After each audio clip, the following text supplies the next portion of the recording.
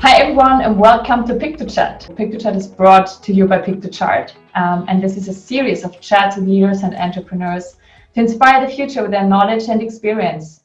I'm Elizabeth, I'm head of HR at Pick2Chart, and it is an honor to welcome David Abrams, co-founder and CEO of Demio today, and Matthias Stadelmeyer, CEO at Tradedoubler. We will talk today about workplace solutions between office and remote. For sure, many viewers deal with questions around how the new setup in times of COVID-19 should look like. And so I think we just start with a short introduction round, David and Matthias. So David, can you maybe briefly introduce yourself as well as your company Demio to our audience? Yeah, absolutely. Again, I'm David. I'm the co-founder and CEO at Demio. We're a live communication platform built to help SaaS companies fuel growth through interactive onboarding, education, and marketing webinars. We really live on that marketing stack side, really trying to fit really nicely in that marketing stack, helping you engage prospects and customers in real time. And a core, obviously, concept of all that is video communication, something like this where we're on right now, having these conversations, seeing people around the world. We launched in 2016, so it's been quite a ride. And this year was very unique, obviously. A lot of stuff going on this year. So thanks, David. And can you share with us where you are located? Yeah, I'm in Tampa Bay, Florida. So at this exact moment, a fun hotspot of COVID-19. Oh, yeah. Woo, okay. Fun hotspot is like, yeah, whatever you can call it in those times, unfortunately. Yeah, no, definitely. Yeah, so and maybe you want to share something more with us about like how does your work environment look like? How is your daily collaboration with your people and where are your people located? Yeah, absolutely. So when we built this company in 2016, we were remote since day one. It's quite honestly something I believed in for many years. I saw it as the future of working environments. Obviously being like a video communication platform built on, webinars, live communication, it really made sense for us as well to build into that. I just have a big belief that things are going to be more worldwide. And obviously a lot of this year we saw a big transition there. From a day-to-day basis, we utilize things like Slack and Notion, a lot of video calls, meetings like this, whether they're Slack calls or Demio specifically. And we just all get to connect. We're all working across the world in different locations. Again, I'm in Florida, people in every country you can imagine across the US, across EU, India, Asia, Thailand, you name it, we probably have someone working from there. But, a lot of this has built into asynchronous communication as well. So how do we work together through these different time zones and to really just, achieve our common goals? Okay, and so you have been working in this environment like from scratch, like you are always had the setup, like there was no cutoff where you say like, okay, now we have to go fully remote. You're just like, let's say, a remote native. Let's call it like that. Exactly. Yeah, remote 100%. Okay, thanks for sharing, David. Matthias, would you like to introduce yourself to our audience? Yes, sure, Elizabeth. My name is Matthias. I'm the CEO of Tradedoubler. Tradedoubler is a leader in performance marketing in Europe. We run on results-based campaigns for our clients on our affiliate network. Results-based means that we drive sales and leads to the websites of these advertisers that pay for these acquisitions only. Thank you so much. And where are you located right now, Matthias? I'm in Munich. In Munich. Okay. What is your current work setup? How does your work environment look like with your people? I think we are a little bit the opposite of what David just described. So Tradedoubler is a little bit of an older company. It was founded in 1999. It's actually a Swedish company. We are listed at the Swedish Stock Exchange since 2005. And we have now 15 offices in 8 different countries across Europe. And it has been, at least for quite some time, a rather corporate background where everybody was in offices, where we have a product development team, we have a finance team, and everybody was used to work together in these different offices then obviously. On the other hand, it's a quite international company. And at least since I'm CEO since 2014, the setup has changed quite a bit. As I just said, I'm based in Munich. Our CFO is based in Stockholm, where the finance department is. Our CTO is in the south of France, and we've become much more flexible when it comes to how we work together, especially me, because most of the people that my team, the people that I work directly with, the different country managers, etc., they're all based in these different offices. So my day usually was always like that. I'm on the phone, communicating through video conferences and stuff like that. But in the offices itself, it was rather normal, or the old normal, I would say. So when this crisis started, and in March, it had quite a big change then, obviously. Thanks for sharing that, Matthias. And of course, now it's very interesting, I think, for the people who listen to us, like what happened when COVID-19 just hit 2020? What changed at the workplaces? How did it happen, and how did you experience all these changes? We packed our stuff and went home, basically. That's an easy answer. we are having said all what I said before, we are a fully digital company, right? Everything is digital. We work in online marketing, performance marketing. Everything is cloud-based, stuff like that. So we've been working on that actively. We've been aware of that, but we never really realized, or we're thinking that we come into a situation like that. So, but I remember that quite well, because I used to travel a lot. I was traveling every week to all the different offices, visiting the teams and the people. And I was supposed to go to Spain that particular week, until there was a travel warning then issued by the German government that I shouldn't go to Spain. And that was when then basically the lockdown happened all over Europe on, I think it was the first day, the 12th. And on Friday, the 13th, we all packed our stuff in all offices across Tradedoubler. Everybody has a laptop, right? And everybody just went home. And since then, we've been working from home. And most of the people still do. And the kind of funny thing was that it had no impact at all. Everything kept on working and everything was good. And it was a very good experience from that, right? So there are many other things obviously now coming, because in some countries the lockdown was rather harsh. People were not even allowed to leave their apartments, like in Spain, and they were locked in for 6 weeks without seeing anybody. So that is a different dimension. But from a pure work processes, everything just continued as it was before, and it was even better, because before we had maybe better collaboration in the different teams, in the different markets, but not across the different teams and across the different markets. But now it became very natural, instead of writing an email, to jump on a call, just calling somebody, always having the camera on. Before we had video conferences, but usually without the camera, because people felt embarrassed. And now we required, like, if we can't see each other in person, then let's at least have the camera on when we speak with each other. And after 2 or 3 days, this became natural, and now it's actually good fun, right?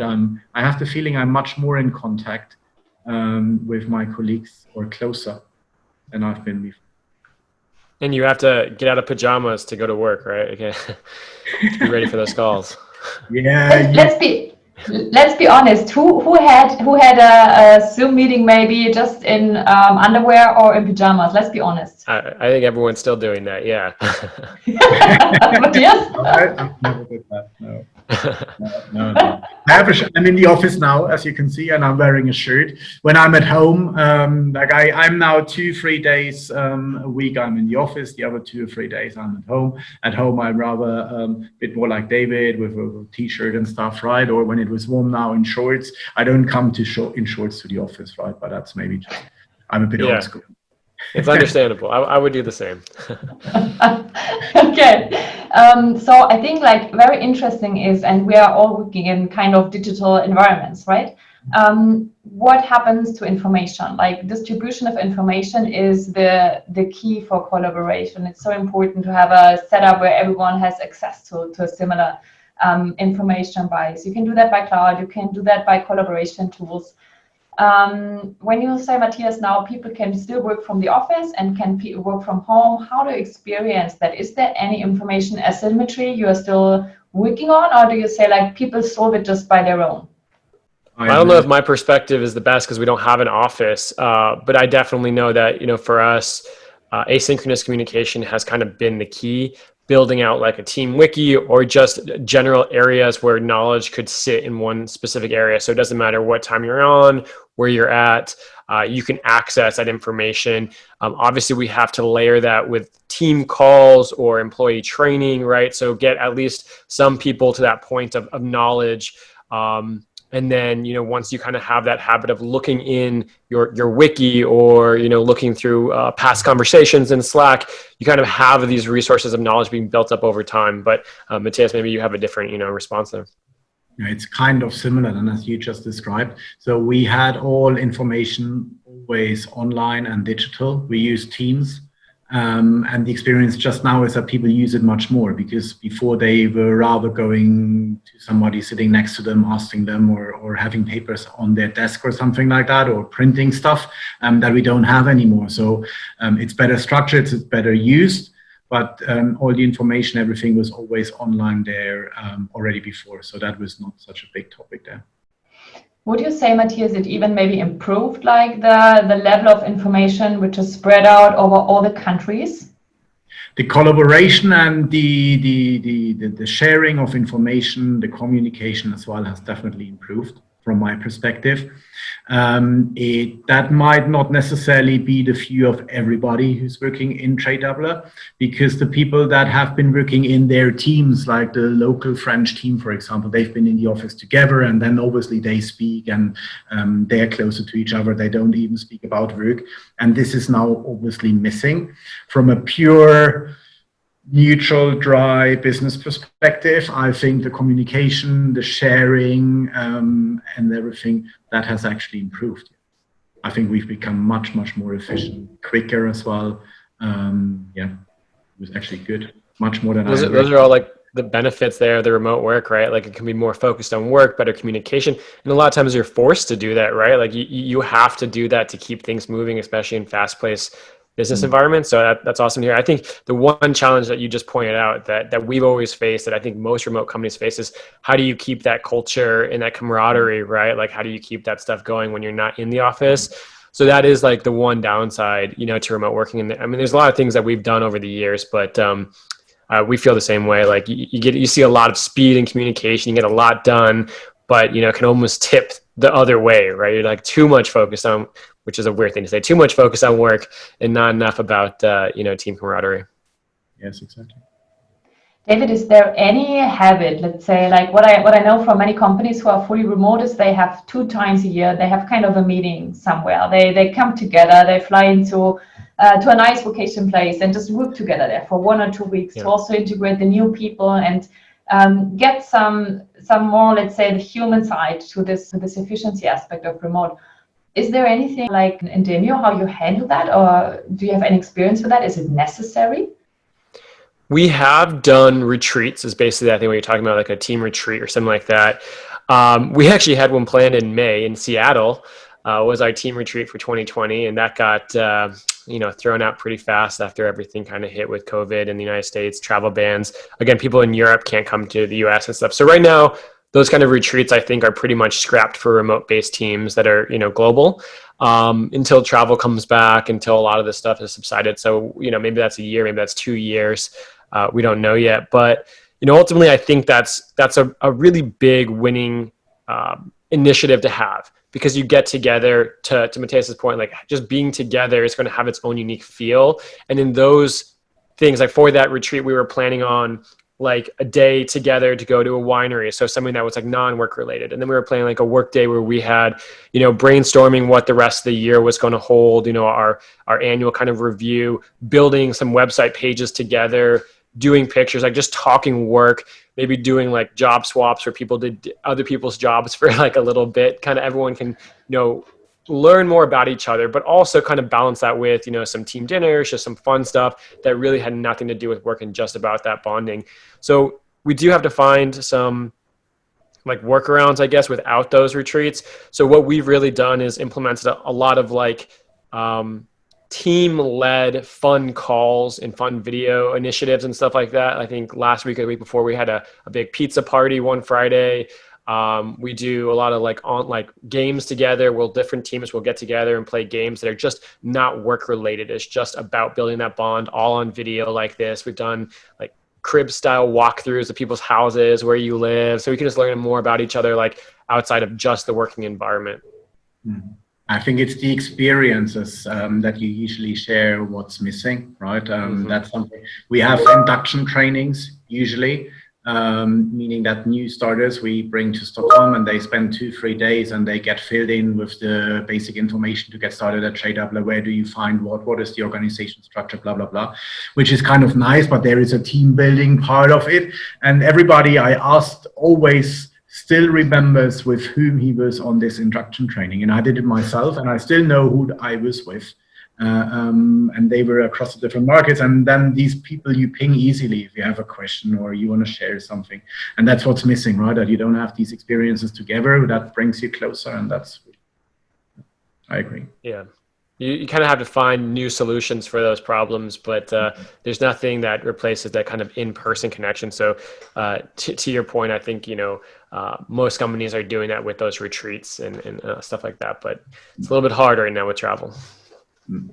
Yeah, and when you, let's say, ask, of course, the HR person, me here in the room, I would always say a workplace is also a social room, and it's people are social animals. So we have so many smart little things in our brains, like the mirror neurons and everything, which is on fire when we meet and when we can chat and when we can laugh together. I also think like we can find so many cool workarounds, and it helps us to our time. But still, the question is, I think, what do we do when people feel kind of lonely or have to get used to? And I think when maybe we are lucky and have a family around us in the workplace at home, but if you don't have that, I can imagine it might sometimes feel a bit lonely. So can you maybe share with us some concrete initiatives, like what do you offer to your people to feel connected, to have this feeling of belonging, to be able also to share things which are maybe, what you do at the coffee machine, you share private stuff, right? You talk about what I've done at the weekend. I met someone, I'm married. No matter what, all these chats like seem to miss a bit when you are fully remote, and you have to find kind of replacements, to enable this human side. How do you do that? How do you encourage people to open up in a remote setup or in a digital setup where the trust maybe is not yet there, and the only, let's say, translation of trust is a screen? Yeah. Well, for us, like I said before, we always have done these like kind of team calls, all hands calls, where people can come on, and it's a no obligation call, but people can come and be social. For a long time, I led those, and it was like me doing icebreaker questions or just like going through and just having open conversations. They were unstructured, and it kind of had a little bit of a feeling like a meeting, like because I was leading it, that people had to answer, or there was like some forced conversation. So I think the one winning thing that I learned from that was when I put people from the team in charge of those calls, they became so much more open-ended and fun. The conversations can be about anything. Everyone's just open and talking, and it's much more like water cooler talk, like you said. I guess I wasn't on the call last Friday, but they were talking about all things like politics to like really deep conversations that you would have. Maybe that'd be like after work happy hour conversations, right? Like having those. But I think the other thing that you mentioned that I do want to just point out is I think that there is a lot of like mental stress going on right now. Like we're all feeling a little bit lonely, a little bit cut off. Like this is just a very unique time to be a human. And I think for us, we had, a very large empathetic understanding for that. We're feeling it too. So, we discussed it openly on the meetings. We talk about it. We talk about mental health stuff quite often in the company. We put a lot of benefits and bonuses in for things like meditation or yoga, anything that you need as far as mental health books or, just having chats. You can always open conversations to talk about those things. I check in with people on a daily or every other day basis just to ask them how they're feeling mentally, like, do they need anything?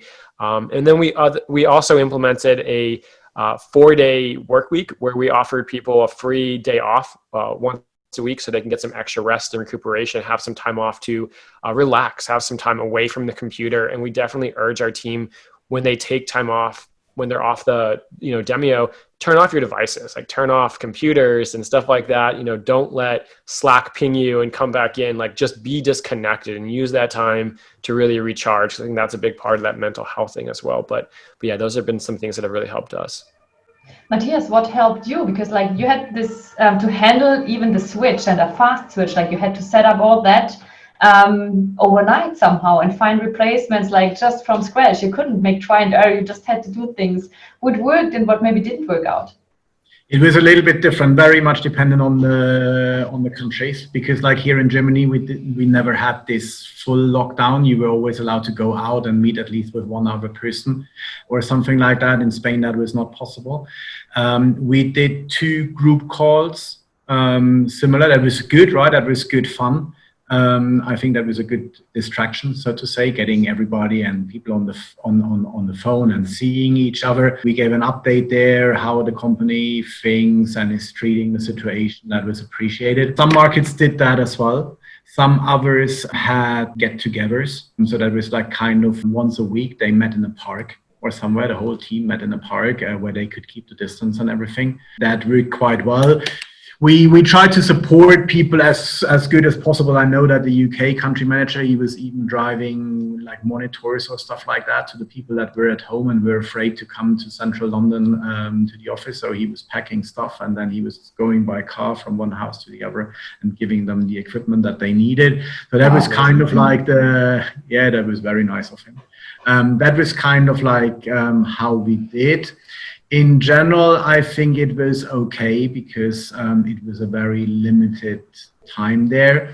Most of the people still work remote, but in most of the countries, it was still the case, or at least after a relatively short period, it was the case that people were at least allowed to go to the office. So it's at their own convenience if they come or not, even that we respect the conditions in the office, right, that everybody can keep distance, etc. So that worked, right? And that is what we have now today as well. Everybody can work either from home or come to the office, but we have good schedules where people can meet and stuff like that. So it's okay. How did your day as a CEO change? You mentioned it, like you had to travel around a lot, and for sure this is still a requirement. And David, you mentioned it, like you can work all the time. You can sit on the desk like 24 hours. There is no more cutoff between office and home office. And I felt at least like there is some structure you have to give yourself, or some learning about some borders or how you structure yourself.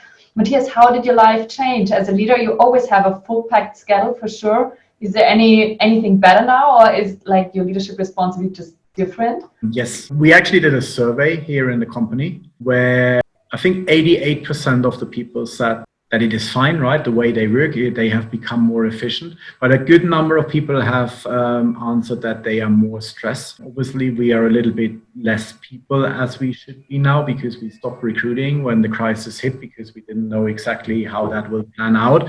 But people were a bit stressed because of the situation. For me, it's actually less stress, I have to say, for 2 reasons. The one reason is that I used to travel every week, and that's quite an effort, right? I get up very early, I fly to Stockholm, then I stay there, have the whole day meetings, sleep in the hotel. I usually sleep bad there, and then I go back the next day, or I even have 2 cities, right? I go to Rotterdam and then on a train to Paris and then back to Munich, which always meant that was time for me where I could do a lot of work, but was always very tiring. On Fridays, I was always usually very, very tired. I have 3 kids. And so I always try to have the balance that I'm at home in the evening at a reasonable time when I'm in Munich so that we can have dinner together and I can bring them to bed and stuff like that. And then work as much as I can while traveling. Now, when I'm work at home, I can get up whenever I want. I like getting up early and I start working when the others still sleep, and then I prepare them before they go to school, and then I continue working, and I like that very much. We can have dinner together and I'm not stressed that I need to be home at a certain time. We just have dinner when it fits, and afterwards I can continue working. That's fine. That doesn't bother anybody at home, right? And I can get my stuff done and I can do it at my own convenience. So I have to say that I firstly like it very much, and I save a lot of time and I'm much more efficient now. Sounds like you got a lot of energy back. Yes, no, I got a lot of other people here who said they actually enjoyed time during lockdown because it was just like you don't have all these side things that you have ongoing all the time. After a while, obviously, it's good to get back. But so far, and now we have a good balance, right? As I said, I come to the office. I'm now in the office. I'm in the office 2-3 days a week. The hours I'm at home. That's kind of okay. It's much more focused on what's really necessary, so to say. It's been good so far. Thanks for sharing your honesty about like what changed for you as a leader and giving some very personal insights here. I think there's like this whole mental stress thing, which is caused by COVID-19 and the new workplace setups, and like families have their whole life flipped around. Is especially important somehow to announce when you hire people for a remote setup. Like it is a bit a different workplace. You have to have some habits, or you have to have some knowledge about how does it look like, what is expected, what isn't expected. And to sort it out on your own is not always easy, especially when you may be early stage in your career. David, what is your experience when you hire people for a remote setup? What do you explain? How do you train people? How do you give also people the chance to build up the trust that team members need? Because when you are asynchronous working, like you have to rely on that your colleague is doing what you expect him or her to do, and you have to wait, and maybe you are a bit under pressure. So this precious bond of trust is the most important thing, it looks like, in a remote setup. Absolutely. And I'll preface this by saying, Matthias said, a great word before, which is balance. To do anything well, you have to have balance. And I think, when you're first coming into remote work, it's easy to kind of blend your out of work life and your work life. And that's where you talked about, working really long hours and your balance gets out of whack, and it becomes very hard. You have to start putting boundaries on yourself and be in charge of those boundaries. And you have to figure out, how do I compartmentalize work and life in the same house if you're working from home and stuff like that. So it does take a little bit of practice. If you're hiring someone that has never worked remote, it may take some coaching and talking through. I've done a lot of times where we'll get on calls and we'll talk about optimizing schedules. So Matthias talked about, working in the morning and then having some time in the afternoon and the evening. That is the best part about remote working, is you can optimize a schedule that's the best for you. You can have a great balanced life, but you have to put those rules in place for yourself. I mean, I'm guilty of it. I've had employees guilty of it, where you're waking up, working all day till the evening and you take no breaks. You haven't even eaten. And it's just like, that is the antithesis of what you want, right? That's just burning yourself out. And you would never do that in an office, but it's easy because you're at home. So to your point, when you're hiring, I think so much of the hiring process is about finding people you trust. Like, trust is just a key element in an interview process. Can you build or figure out the values that this person has? Is there trust being built? Do they have the same values as you? I think in a remote workplace, it's near impossible for any type of like micromanagement. It's something that you just have to throw out. If someone's going to come in, you have to have that trust that they're going to show up and do their work and be there. And I think you can build systems around that, time tracking, specific scheduling, like hour sets that, they're not going to go above those hours. And if they do, they have to log out or something like that. That kind of sets those boundaries for them. But I think so much of this is about just talking about expectations, that you understand, that there may be a challenge, being patient with that challenge. And I think just kind of talking about that, when they first come in that onboarding process, really helps kind of set the precedent for what everyone needs to do when they come into a remote working environment. For me, like, it is very interesting to listen, because like what you say, like, is you have to search for someone you trust. Yeah. So this maybe even gets more important in a work setup where you don't have any, we can discuss if control is possible or required at all in the workplaces, but also like, you can see what happens in the office. So you have to count fully on this trust and set the expectation. On the other side, like, we are wired as human beings from the industrial age that we are like little wheels in a company. So it's also kind of unlearning. Unlearn, like, okay, it's not important to be present. It's important to be efficient. It's not important to be there. It's important to get things done.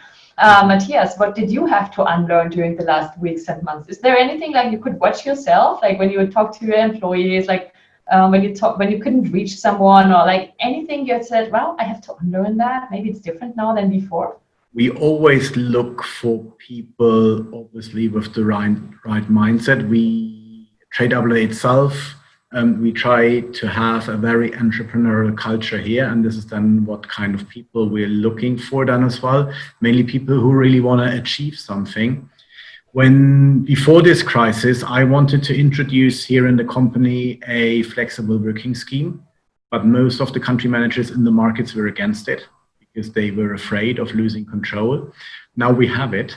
And when we had to do it, basically, at the beginning of the crisis. Some of them brought it up. There are some tools where you can actually watch the people working, right, through Teams. You can have a little plug-in where you can see if the people are working and they're actually online or not, and you can monitor that. You can sit like a big brother there on the screen. Some seriously brought that up if we should have that, but we haven't had a single occasion. I think the people actually work much more. They're much more committed. I think they understand how serious it is generally for the business and that we need to do something. Maybe they have had a little bit more time as well, obviously, sitting at home. But generally, the experience has been very good and very trustworthy. We have now finally introduced a smart working policy, which basically means that every employee can decide themselves if they work from home or in the office. They should be online. They should be working between 10 and 3.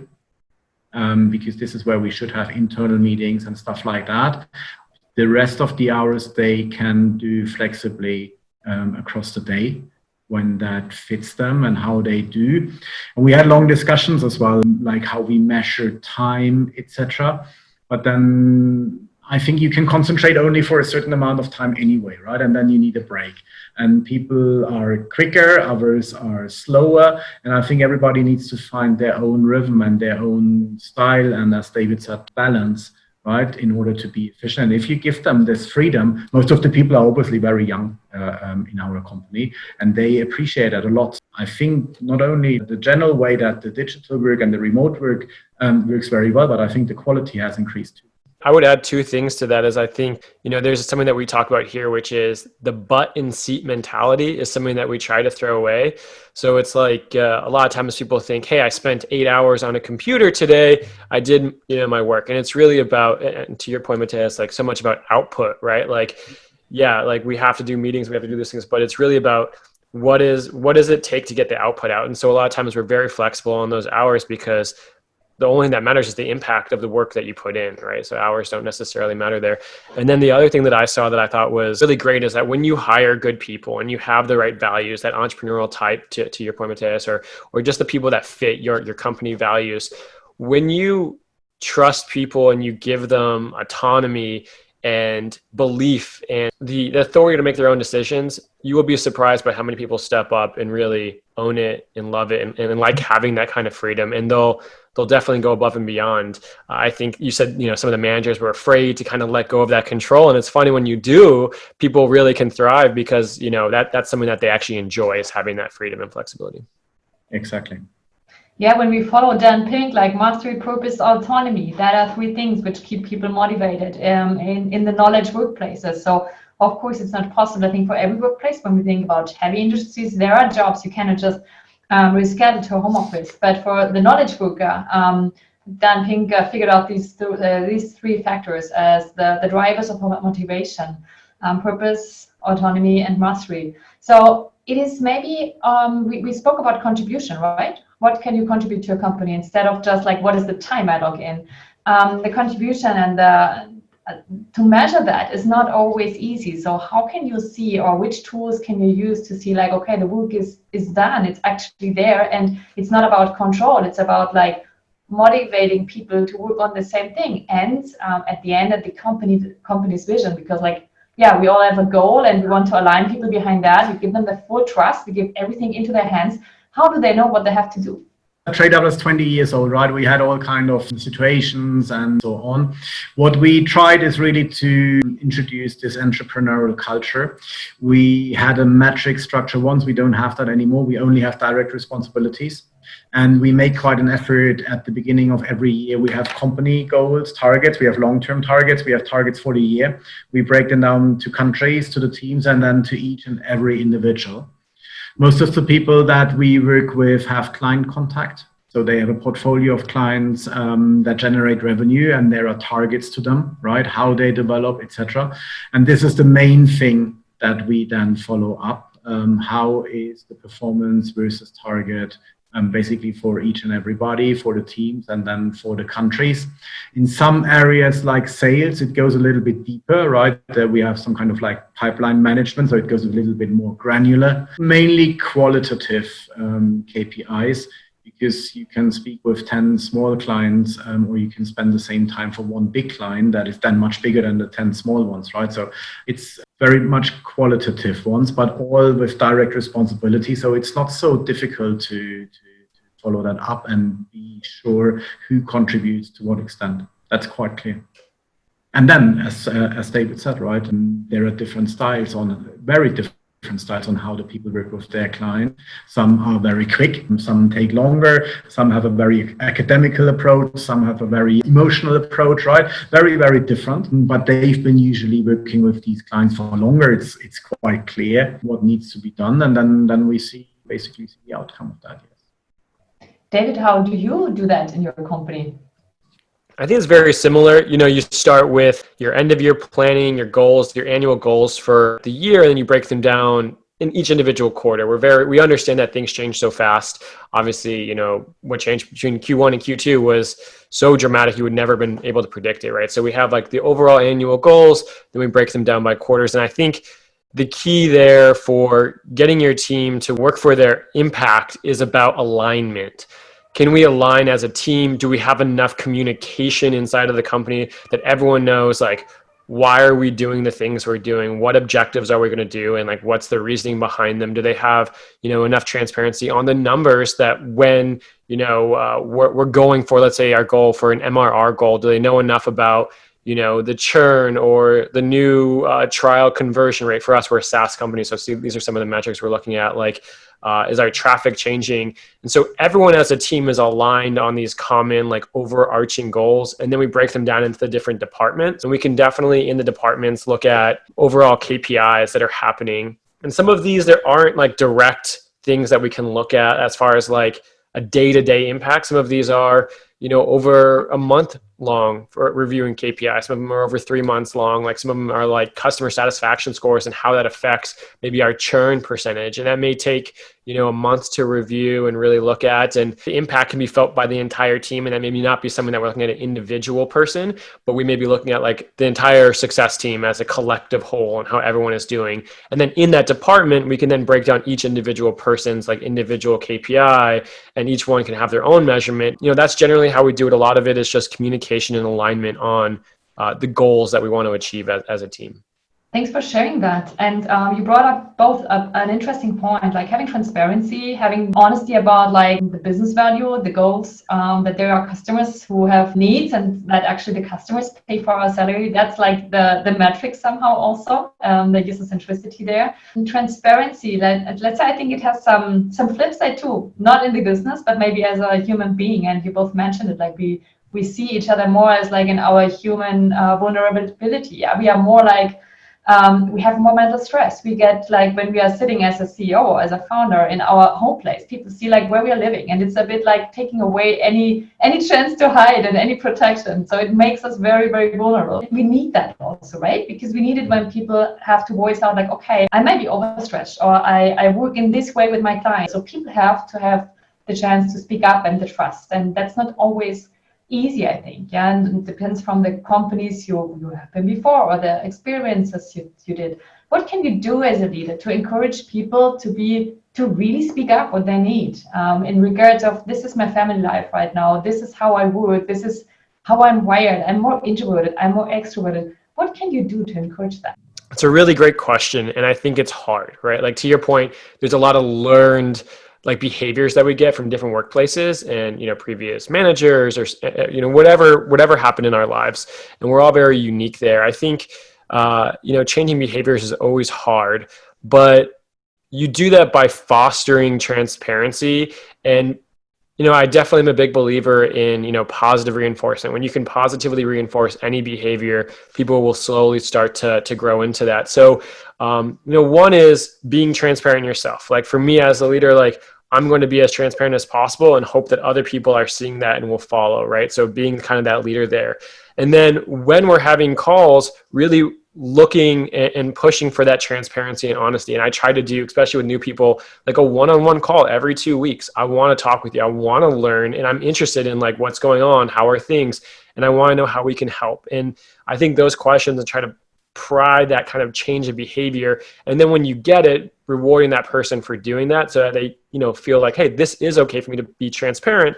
And I think the other thing is, when people do have problems, a lot of times they don't want to bring them up because they're afraid that they're going to get in trouble or have some type of ramification for, being stressed today or having an issue. And so, having policies for that flexibility and understanding can definitely help people feel like, okay, now I can openly talk about this stuff without being in trouble. And that, again, just kind of fosters that behavior. Now, expectations as an employer are always going to be, the same for everyone, but we definitely have the understanding that you are a human being and there will be issues in your life. You're going to have emergencies. You're going to have a mental health day, all that stuff can happen. But, if you don't talk about it and you don't bring it up, then we definitely don't know that it's happening. And there's no way that we can help you or be on your side in those cases. So it's better to talk about it and be open, and then we can move forward with that. So that's kind of how we've dealt with that. Thanks, David, for sharing that. Matthias, what would you say? How it can be also a challenge, I think, to be vulnerable and at the same time, meeting all the other requirements you have as a leadership person. Did your job change during these times in some regards? Because now you cannot meet people as much as you could before and feel it where they are. So do you have to communicate more about those things? Or is it it has always been like this for you, that people can open up, that they can just share things they want to share with you? I try to be as natural and personal as I can. I started here at Tradedoubler as an account manager, so just like in a normal team member here, and I was working then in sales, and I had a lot of different positions. For a long time, I got promoted then and again, and then I became CEO. There was a lot of people still in my team that were together in the team with me, right, for the time, that had a few extra challenges maybe, but that usually worked quite well. We had a very natural, very friendly and personal way of dealing with each other. And this is something that I have a big focus on, just being normal. I speak with everybody. We are not very hierarchical. If I want something or if I want to speak with somebody, I always do that, right? It's not like that I ask the country manager, can I speak with this person in your team or something like that? I do that. I know everybody in the company. All of us, I would say we are very normal, down to earth, and we have a very friendly way of how we work with each other, very personal. I think that helps, because if the people know you have talked to them, then they open up easier. Still, it's a big challenge, right? Because whenever you ask questions, when you want to have feedback about things that you don't know, or you just want to do them better, you get sometimes some feedback. It's usually from the usual suspects where you get this feedback, and really to get the people to open up, tell their opinion, does not happen so often. You need to dig a little bit, but you really need to work as well. I have my sources in the company and I know what's going on, but that's work, right? So you really need to speak and you need to make contact with the people and stuff like that. But I try to be very aware of that and do so. What we do on top, just like from a company level, is link back to this entrepreneurial culture where we say, okay, fail fast and learn from it. And it's absolutely fine. It's good. It's very precious to make mistakes. Go on, be quick, fail fast, try again. And this is something that we do. This is kind of like we try to live that as well. It's relationships, and it's also translating that. So I can imagine in such an environment, you have so many people you have to talk to. It's impossible to talk to everyone every single day, but to translate it by integrating it into the culture, showing it's a feedback culture, showing it's a failure culture. Please make your mistakes so people can also read and learn from what you share as a company guideline. And in some size, you have to do it because you cannot share your mind individual to everyone. But when you have it integrated in your company culture, to see okay, you're allowed to fail, you're encouraged to fail. This is also a way, I think, to translate it and to show okay, you can open up and you can be vulnerable. Please make mistakes, because otherwise we don't learn. To close also this call with something personal or something where you say, hey, this was a fun experience. We went through, I think, thousands of video calls during the last weeks. And David, you always have working in this environment. I think you cannot count anymore the video calls you had. What has been the funniest experience? What has been the funniest thing? Whatever happened to you? Or maybe the most surprising thing? What happened in a video call to the both of you? That's a tough one. I don't know if I've had anything like crazy happen to me on a call. I always sit in my office, so there's nothing too wild happening here. I always have my dogs around, so they'll often bark on calls or like sales calls, and that's that can be a little bit hectic. But I think some of the funnest things that we've done is just team walkthroughs of houses, or just after hours, having a glass of wine together, like we would in a bar or something like that, in a happy hour. And I think those have been some really fun, great conversations with our team. And just a really good time to de-stress from that working environment. But you really feel it like with any relationship, as you kind of build that trust and you learn more about each other, you know how to motivate each other, you know how to support each other. And that is without a doubt always going to be the most important thing for a business, right? Is our people make our company. We could not run our companies by ourselves without the people that are so supportive. So just about learning and trying to support them along the way. Thank you, David. So how many dogs do you have? I have two, but one of them is like a Pomeranian, a small Pomeranian with the loudest bark that you've ever heard in your life. So, it makes for a nice background noise on a call. Matthias, what happens in your background when you have a good day? We have kids running in and stuff like that, right, all the time. But that's actually fine. Family-friendly company. My kids run in every now and then as well, and ask, who's that you're talking to? But besides that, I have never had anything that was like really out of the normal, things like that.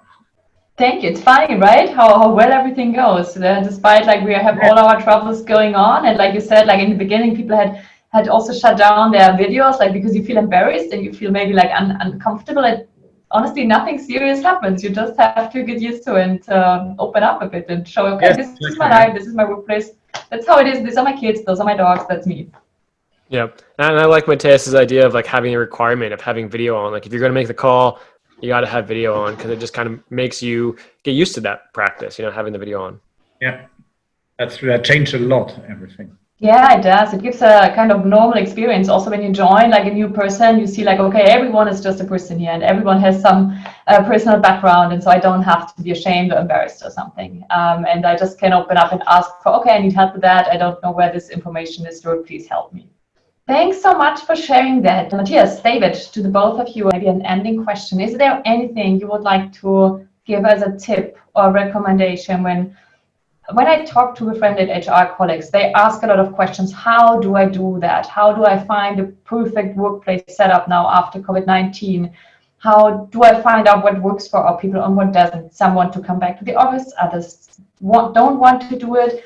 Other companies decide like we go fully remote. What are the tips? How can you find the right tailored workplace solutions for your individual requirements as a company? We discussed that in the team. As I said, people were reluctant before. Then we discussed that a little bit. We had a pilot market, that was the Polish one, who had a smart working policy, if you want to say so, already before the COVID crisis. And as I said, we tried then to get everything under one umbrella and define that in one document, speaking with the leadership team here. So that's all the country managers. What we have now is that everybody has the right to work from home or from the office. They can decide themselves, but the markets or the different teams can define 1 or 2 fixed days per week where everybody is required in the office if they want to have team meetings or something like that. And then we have a core working time from 10 to 3. That allows people flexibility if they have kids, for example, to bring them to kindergarten or pick them from school, or if they want to do sports in the morning, they can come later. This is this core time where they should be online and where you should expect to reach somebody, except obviously if you have client meetings, and the rest of the time you can spend at your own disposal. This is sounds relatively straightforward, but that was quite a long discussion. We have then introduced KPIs. We have 10 KPIs that we measure now. Going forward in order to track what kind of influence that has on business results. That is the usual revenue, EBITDA figures, but that is as well sickness days and stuff like that. We started that, but it doesn't make so much sense yet because the situation in the countries is different. In like Sweden, for example, it's still recommended to work from home, so there is nobody in the office, right? So this smart working policy is kind of there, but the work life now is still influenced by the crisis. So this is how we go. This is how we want to go forward. To your question on how to find this way, I would just like get the relevant people in the room and discuss it with them. Thanks for sharing, Matthias. And yeah, it sounds like a huge step and a courageous step. And yeah, I wish like you and your whole team all the best for exploring this more and more. So David, what would you recommend when an HR person or someone comes to you and asks like, how do I find the right setup? What should I do now? Yeah, well, we're completely remote, so we didn't have that same kind of challenge of figuring out how do you balance it. And I think that's a very tough conversation. And I think a lot of this is obviously tough. I mean, this is an unprecedented situation. You know, to Matthias's point, I think it's just sitting down with your core leadership, looking at what are our objectives, what do we want to do, and what are some of the pain points that maybe we are afraid are going to happen, and just being transparent on what like our fears are, and then what kind of systems and processes can be built around that. I think the reality is for most of us is that we're going to have to be very flexible for, you know, a long time and be okay with making these decisions and changes and saying, hey, if it doesn't work, we're going to be adaptable and we're going to change that, or we're going to change this policy and we're going to be patient. And it may not be a perfect system when we first start, but, you know, we'll make the adaptations and changes as we go. We'll get, you know, the feedback loops from our team, and we change until we find the right system. And I think that's one thing that our company culture is very agile, and, you know, we make decisions, and if it's the betterment, great, we keep building on it. And if it's not, we'll roll it back and do something different. And, you know, it's definitely patience and flexibility and understanding, I think, is kind of the key there. Thank you so much for sharing that, David. And I think also you mentioned this agile manner, like you can also express, like it doesn't have to stay like that. It is a living policy. It can be integrated. Like when we realize in this country it isn't working, then it doesn't work. So we don't have to stick to things which are not necessary. So I think this is also a very good approach to open up this discussion and take away some fears or concerns, or open also up people who maybe don't have any experience with that and want to get more trust into this and get used to it. We touched so many topics, so I personally think like our audience can take away so many things from different layers. I'm very grateful for having met you here and having had this conversation. I think the challenge is to inspect and adapt continuously and foster a learning organization which never stops to ask the right questions. So to you guys again, thank you so much. And to our audience, if you enjoyed this conversation, feel free please to leave a comment on this video. Let us know one thing you've learned. And please also feel free to stay connected with David, Matthias, or myself. And you can reach us, of course, also by LinkedIn if you have more questions, and ask us more about all that. So yeah, and that's the end of our video today. And once again, thank you for joining us.